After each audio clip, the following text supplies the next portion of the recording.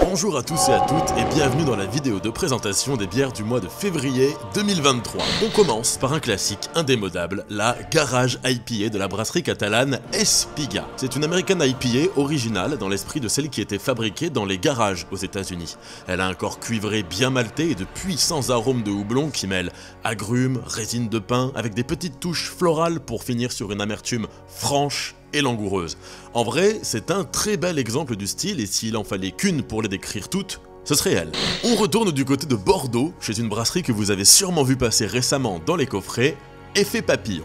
Ils reviennent vous faire un petit bonjour, justement avec leur Bonjour Lager. Alors, qu'est-ce que ça donne? C'est une petite blonde de fermentation basse, assez gourmande sur la céréale, avec un petit côté mielleux et de légères notes citronnées. C'est tout simple, ça rappelle les beaux jours, ça fait du bien, et c'est pas trop amer non plus pour une quille 300% délicatesse. On continue avec la brasserie de la Seine, un monument de la craft bruxelloise, et je suis très content de pouvoir vous faire découvrir leur jambe de bois. Pour ceux qui la connaîtraient pas encore, vous allez vite comprendre, dites-vous que c'est une OPI triple révolutionnaire au pays de la triple. Visuellement, on a tout ce qu'on attend d'une triple, une belle robe dorée avec une belle mousse bien généreuse.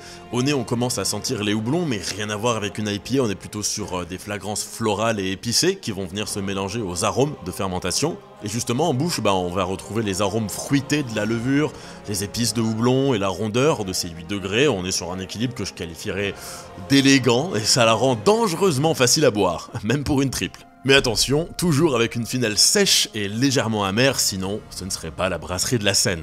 On continue la série des What is Up avec la 3e version. Pour ceux qui n'ont pas suivi ou qui nous rejoignent tout juste, je vais vous rappeler vite fait ce que c'est. Le principe, c'est de brasser une bière avec un seul type de malt et un seul type de houblon. C'est ce qu'on appelle une smash dans le jargon, pour bien pouvoir isoler gustativement ce que vous allez percevoir et à quel point ça peut tout changer dans une bière. Là, après le mosaïque et l'amarillo, du coup je vous propose le chinook. C'est un houblon très amérisant mais aussi très aromatique.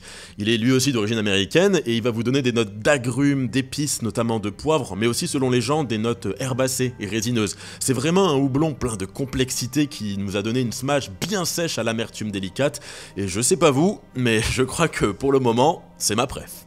Retour dans le Nord, chez la brasserie familiale Thirier, pionnière du renouveau brassicole français depuis, rappelons-le quand même, 1996. Vous aviez quel âge en 96 Ce mois-ci, je vous propose le fleuron de leur patrimoine, la Rouge Flamande. Rien que le nom, il donne des frissons. C'est une bière de garde qui tire pas son nom que de sa belle couleur rouge hypnotique, mais surtout d'une race de vaches du nord de la France, en hommage à leur région. Là, on sent vraiment la maîtrise de chez Thirier avec des nuances maltées qui vont du caramel au grillé en passant par le pain toasté. Niveau houblon, on est sur un beau bouquet de fleurs qui lui confère une légère amertume, et niveau levure, on a la levure spéciale de la brasserie pour le côté farmhouse.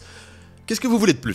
La débauche, toujours prêt pour nous régaler autant par leur bière que par leurs étiquettes, ils reviennent avec une bière pour les champions et une pour les chevaliers. Donc on commence par la dernière bière des champions, et pas des moindres, la Mr. Joe Coffee Stout. Un stout? La débauche qui fait des stouts, quelle surprise!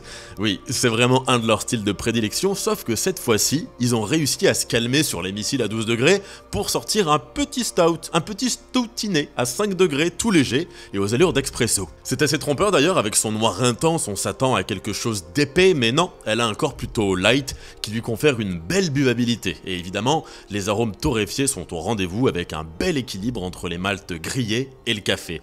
En vrai, c'est la version stout de la petite blonde de tous les jours. Pour la suivante, on passe chez les chevaliers, mais on reste toujours chez la débauche avec la Cool Jazz. On est sur une belle double dry hop IPA, donc avec beaucoup de houblon aromatique, qui va vous faire penser à une salade de fruits, pleine de mangue, de pêche et d'ananas. Aussi délicate qu'une composition de jazz avec sa texture harmonieuse et une amertume à peine perceptible, c'est une vraie petite bombe qui ravira tous les palais. On termine ce coffret avec une deuxième bière de l'Effet Papillon, quelque chose que vous ne boirez pas tous les jours. Écoutez bien, c'est une Imperial Farmhouse Bio à la poire et infusée au cube de chêne américain. Je répète, une Imperial Farmhouse Bio à la poire infusée au cube de chêne américain. Alors on va décortiquer un peu. Imperial. Comprenez tout simplement que c'est une bière forte, avec 8,5 degrés, je vous préviens, vous allez sentir passer la poire. Farmhouse, on est sur un style farmhouse saison, on va pas refaire le speech sur la farmhouse, mais c'est la fameuse levure aux notes fermières avec un fort pouvoir diastatique, c'est-à-dire qui donne des bières sèches. Et d'ailleurs ça tombe très bien puisque la poire va s'accorder parfaitement avec les notes fruitées et épicées de cette levure. Et enfin les copeaux de chêne, pensez bien à les enlever après avoir versé la bière.